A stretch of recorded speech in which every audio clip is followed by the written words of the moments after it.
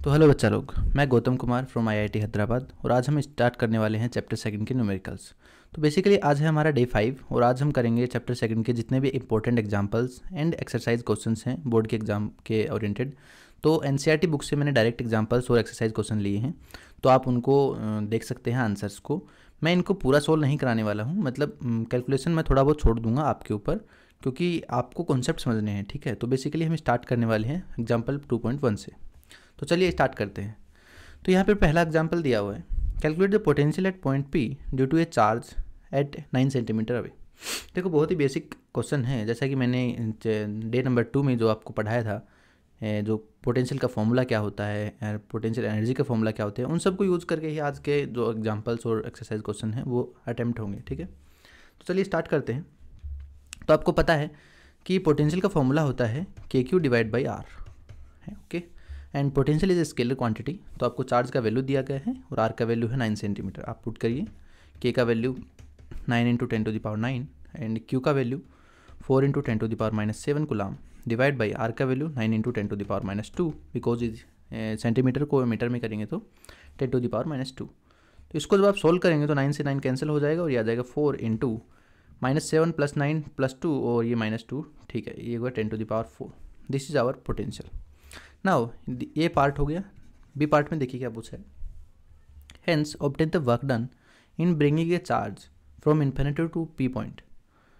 Does the answer depend on the path which charge is brought. देखो कभी भी आप जो वर्क डन करते हैं इन्फाइनाइट से किसी चार्ज को लेके आते हैं, तो मैंने जब आपको टॉपिक पढ़ाया तब बताया था कि आपको जब भी वर्क करना है तो ये वर्क जो है ये पाथ इंडिपेंडेंट होता है। ठीक है, तो आप चाहे किसी भी पाथ से लेके आएँ, ये पाथ से डिपेंड नहीं करेगा। तो सेकंड पार्ट का पहले आंसर दे दिया है। अब देखो फर्स्ट पार्ट का आंसर क्या होगा।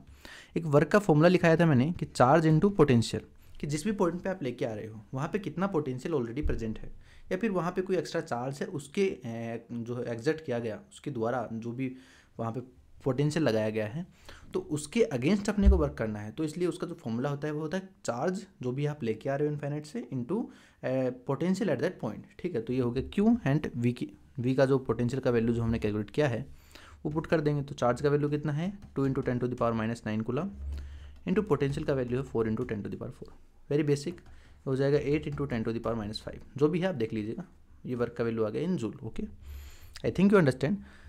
ये पूरा कैलकुलेशन मैंने करवाया है इसका, तो आप मैच कर लेना आंसर को। अब चलते हैं सेकंड एग्जांपल नंबर 2.2। देखिए इस एग्जांपल में क्या दिया हुआ है, two charges 3 into 10⁻⁸ and -2 into 10⁻⁸, एक नेगेटिव है एक पॉजिटिव है, आर लोकेटेड 15 सेंटीमीटर अपार्ट।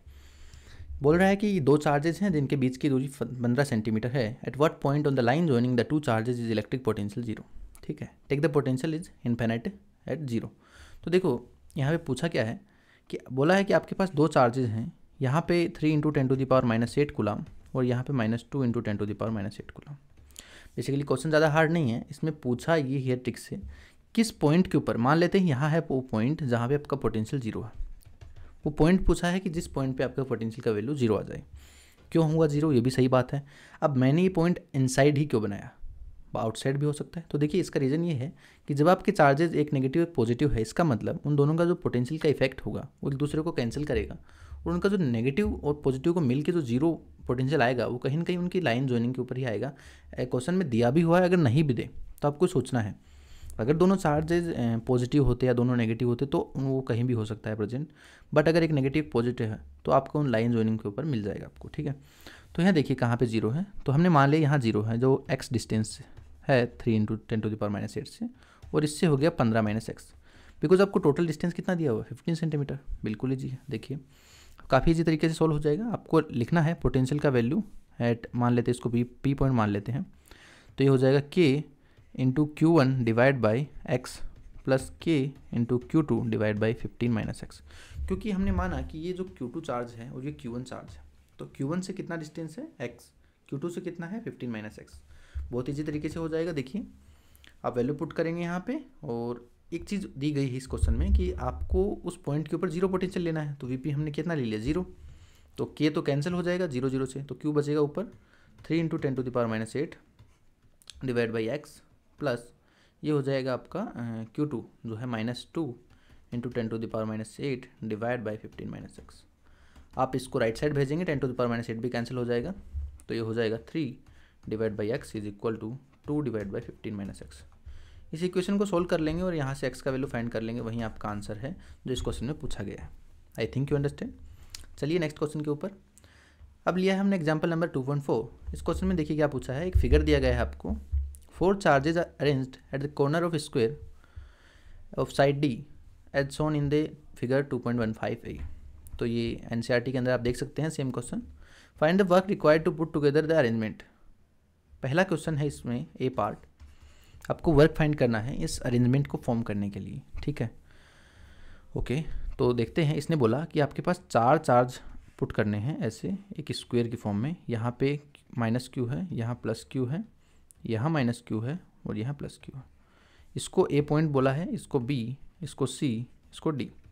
देखो अभी कैसा भी अगर ऐसा क्वेश्चन आ जाए कभी भी एग्जाम में, तो आपको सबसे पहले एक काम करना है, चारों चार्जेस को डीअरेंज कर देना, डिसअरेंजमेंट कर देना, मतलब उनको अलग अलग ले जाना, इन्फिनिट पे लेके जाओ। अब आप एक एक चार्ज को लेके आओगे और ऐसा आपको फिगर अटैच करना है कि ऐसा फॉर्म करना है। तो यहाँ क्या होगा कि जब आप पहले चार्ज को लेके आएंगे तो वहाँ पे कोई भी चार्ज प्रेजेंट नहीं होगा, बेसिक तरीका बता रहा हूँ। तो वहाँ पे क्या होगा, उस चार्ज का जो वर्क डन होगा वो 0 हो जाएगा। सोचिए, इसने वर्क डन तो पूछा, तो देखिए इसका फर्स्ट स्टेप में, देखिए इसकी स्टेप्स हैं। फर्स्ट स्टेप में क्या करोगे आप, जो ए चार्ज है उसको लेके आओगे, बाकी तीनों कुछ भी मतलब वहाँ पे कोई भी चार्ज प्रेजेंट नहीं है, सिर्फ ए चार्ज को आप इन्फिनिट से लेके आए। तो उसका जो ए चार्ज को लाने में जो आपका वर्क डन है वो फर्स्ट स्टेप में कितना हो गया, 0, मतलब आपने चार्ज पुट कर दिया। अब सेकंड स्टेप में हम बी चार्ज को लेके आ रहे हैं, बी चार्ज। अब देखो अब की बार वर्क डन 0 नहीं होगा, क्यों? क्योंकि आप बी चार्ज को जब लेके आ रहे हो तो पहले से एक चार्ज प्रेजेंट है, कितनी, यहाँ पे डी डिस्टेंस दिया है शायद आपको, डी, तो उतने डिस्टेंस पे एक चार्ज पहले से प्रेजेंट है। इसका मतलब अब की बार आपका 0 नहीं होगा वर्क डन, कुछ ना कुछ होगा। कितना होगा वो देखिए, आप यहाँ पे ए चार्ज कुछ पोटेंशियल एग्जर्ट करेगा बी के ऊपर, तो वो निकाल दो, खत्म, तो वर्क डन हो जाएगा। वर्क डन का फॉर्मूला होता है Q × V, ठीक है। तो Q कितना है, -Q दिया हुआ है यहाँ पे, एंड पोटेंशियल का वैल्यू इस +Q के कारण जो ए पॉइंट का चार्ज है उसके लिए कितना हो जाएगा, KQ डिवाइड बाई डी। तो बेसिकली हो गया -KQ² डिवाइड बाई डी। बहुत ईजी क्वेश्चन था, मतलब सेकंड पार्ट हो गया। अब इसका थर्ड स्टेप देखिए। थर्ड स्टेप में हम क्या करेंगे, सी को लेके आएंगे फिर डी को लेके आएंगे। तो चलिए थर्ड स्टेप सोल्व करते हैं। थर्ड स्टेप देखिए थोड़ा सा ट्रिकी है, थोड़ा सा सोचना है कि थर्ड स्टेप में क्या एक पोटेंशियल लगेगा दोनों, क्योंकि 2 चार्ज हो गए ना। अब तो थर्ड स्टेप में आपको दोनों चार्जेस के लिए जो पोटेंशियल एग्जर्ट कर रहा है उस सी पॉइंट के ऊपर, वो आपको लिखना है। सिंपल है ये भी। तो वर्क डन हो जाएगा आपका, जो थर्ड चार्ज है सी का वो है +Q चार्ज, तो उसको लाने में आपको जो वर्क डन करना पड़ेगा that is again Q × potential at C point. तो Q × सी पॉइंट पे जो पोटेंशियल होगा वो 2 चार्जेस अप्लाई कर रहे हैं, एक तो आपका ए चार्ज, एक बी चार्ज, ठीक है। दोनों का लिख देते हैं, एक नेगेटिव है एक पॉजिटिव है, तो ये हो जाएगा KQ डिवाइड बाय, अब देखिए ए पॉइंट के लिए सी की डिस्टेंस कितनी है, डी तो नहीं है ना, वो आपका डायगोनल है। अब डायगोनल का कितना होता है, ये पाइथागोरस थ्योरम से निकाल लेंगे, डी और डी का ये √2d हो जाएगा ना, ये आपको आता होगा आई थिंक। ये d² है प्लस d², उसका रूट ले लेंगे, बहुत ईजी है। तो मैं इसको डायरेक्ट लिख देता हूँ। तो ये हो गया KQ point √2d, and B point के लिए सेम डिस्टेंस है -KQ डिवाइड बाई डी। ये थर्ड स्टेप है। इसी टाइप से आप फोर्थ स्टेप फाइंड करेंगे। फोर्थ स्टेप में आपको -Q चार्ज लेके आना है, तो उसमें आप क्या करेंगे, -Q × V at D point, तो ये हो जाएगा -Q। अब तीनों पॉइंट का लगेगा, तो ए और सी का डिस्टेंस कितना है, KQ divide by D -KQ divide by, अच्छा दोनों प्लस चार्ज है आई थिंक, देखिए प्लस है ना, ए और सी दोनों प्लस है, बी नेगेटिव, तो उसका जो है डायगोनल का डिस्टेंस आ जाएगा -KQ divide by √2d। I think you understand. बहुत ईजी है, अपने चारों स्टेप को ऐड करना है, वही आपका टोटल वर्क डन है। देखिए इसने आगे बी पार्ट में कुछ पूछा है क्या, ये तो हो गया ए पार्ट। अब नेक्स्ट टाइम पूछा है, a charge Q0 is brought to the centre, the 4 charges being held at fixed at corner, how much extra work is needed for this. देखिए काफ़ी ईजी है, मैं ये पार्ट नहीं कराने वाला हूँ। इसमें आपको पूछा है कि सेंटर पे हम एक और चार्ज लेके आ रहे हैं Q0, तो आपको बताना है कि उसके ऊपर कितना वर्क डन करना पड़ेगा उसको लाने में इनफाइनाइट से। देखो इसमें क्या करना पड़ेगा, आपको सेंटर के ऊपर पोटेंशियल फाइंड करना है। आप एक चीज़ सोचिए, 2 नेगेटिव हैं 2 पॉजिटिव हैं, ए और बी, ए और सी, ए एंड सी चार्ज क्या है, पॉजिटिव है, एंड बी एंड डी क्या है, नेगेटिव है। इसका मतलब आपको दोनों चारों चार्जेस की डिस्टेंस तो सेम है, 2 नेगेटिव 2 पॉजिटिव, पोटेंशियल कितना आ गया टोटल सेंटर पे 0 आ गया। तो आपको कोई वर्क डन करना पड़ेगा, क्योंकि वर्क डन का फॉर्मूला क्या है, चार्ज इनटू पोटेंशियल। अगर आप एक एक चार्ज का पोटेंशियल निकालेंगे तो शायद आप लंबा प्रोसेस हो जाएगा, लेकिन थोड़ा सा अगर आप रुक के सोच लेंगे कि चारों के कारण अपने को टोटल पोटेंशियल कितना है, तो शुरू में दिख ही रहा है फिगर से, सिमेट्रिक है, स्क्वायर दिया है तो जीरो होगा ना। अब जीरो पोटेंशियल है तो वर्क डन कितना होगा, जीरो। तो हम डायरेक्ट इन्फाइनाइट से लेके आ सकते हैं। बहुत ही सिंपल क्वेश्चन था। चलिए नेक्स्ट क्वेश्चन पे चलते हैं। नेक्स्ट क्वेश्चन में दिया है example number 2.8, A slab of material of dielectric constant K has the same area of the plate of a parallel plate capacitor but has thickness 3/4D। देखिए काफ़ी इजी क्वेश्चन है। Where D is the separation between the plate, how is the capacitance changed when the slab is inserted between the plates। क्या पूछा है, देखिए बोला है कि आपके पास दो कैपेसिटर है, ये दो कैपेसिटर पैरेलल प्लेट कैपेसिटर की दो प्लेट है। ऐसे आपने क्या कहा कि 3/4D का एक इंसर्ट कर दिया हमने यहाँ पे, मान लेते हैं कि ये एक मटेरियल डाल दिया हमने यहाँ पे जो है यहाँ तक 3/4D में, इसका डिस्टेंस 3/4D इसने दिया, ठीक है। मतलब इतना डिस्टेंस ये 3/4D है, ये हो गया D/4 और ये टोटल होता है D, पता है आपको। एरिया इसका मान लेते हैं A। अब देखिए काफ़ी इजी है, इसने पूछा है डाइलेक्ट्रिक कांस्टेंट K दे दिया है इस डाइलेक्ट्रिक मटेरियल का जो इसने इंसर्ट किया है। आपको फाइंड करना है कैपेसिटेंस चेंज्ड, मतलब कितना कैपेसिटेंस आपका चेंज हुआ है इस प्रोसेस के अंदर। तो देखिए सबसे पहले हम क्या करेंगे, कैपेसिटेंस का फॉर्मूला क्या होता है, epsilon nought A divide by D।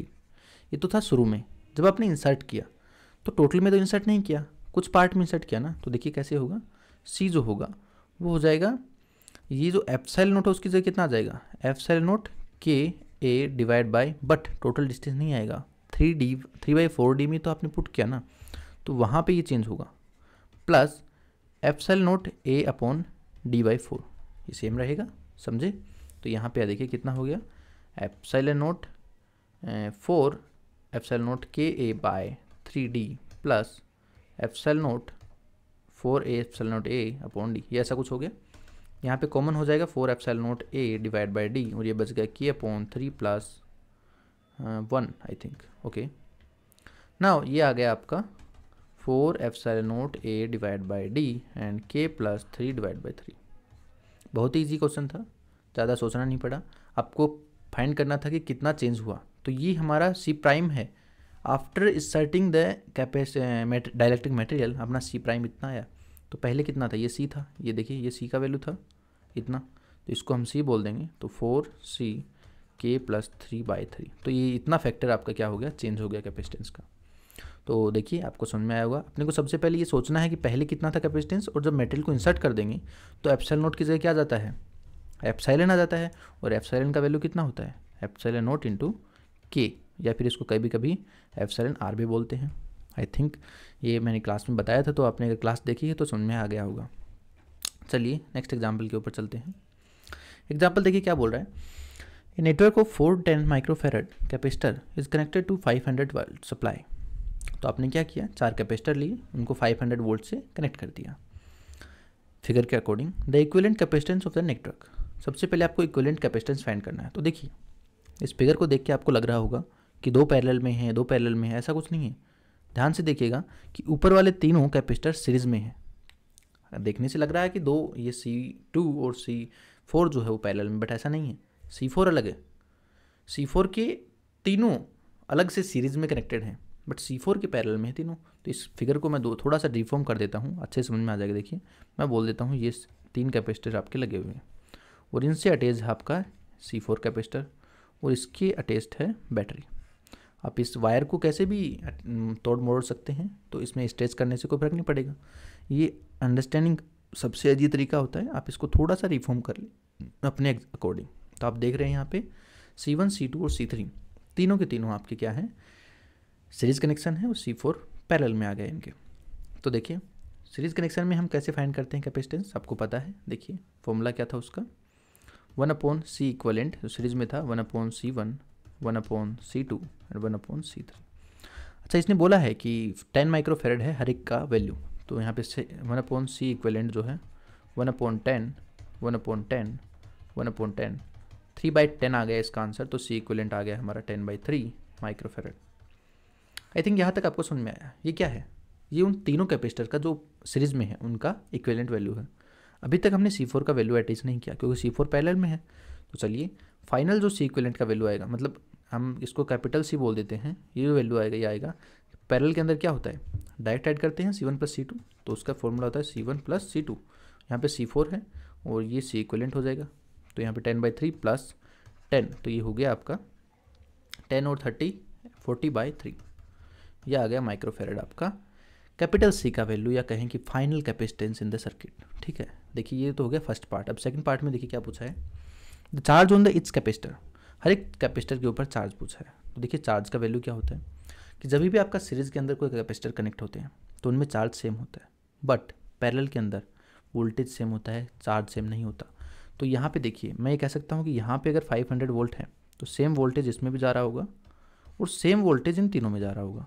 तो यहाँ से थोड़ा सा अंदाज़ा लग गया होगा आपको कि यहाँ 500 वोल्ट इस C4 को कनेक्ट कर देंगे। देखो Q क्या होता है, Q4 कितना होगा, C4 इंटू पोटेंशियल इंटू 4, तो पोटेंशियल का वैल्यू तो पैरेलल में सेम रहेगा, तो 500 डायरेक्ट गुना कर देंगे, कितना आ जाएगा, कितना है C4 का वैल्यू 10 इंटू 500, तो ये आपका आ गया, ये माइक्रोफेरेड में था तो यहाँ पे माइक्रो आ जाएगा 5000 माइक्रो कूलम।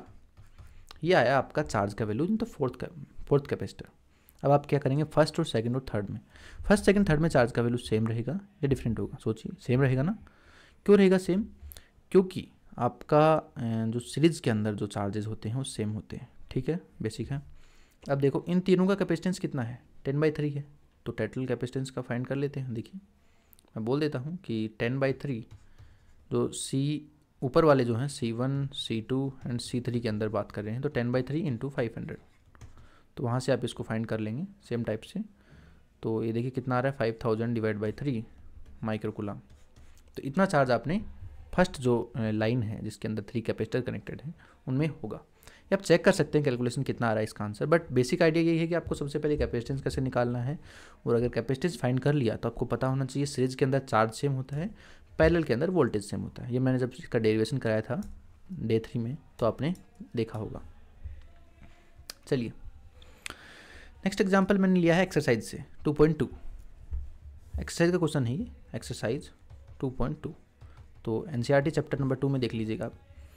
क्वेश्चन दिया है आपको, a regular hexagon of side 10 centimetre has a charge 5 microcoulomb at each of its vertices, calculate the potential at the centre of hexagon.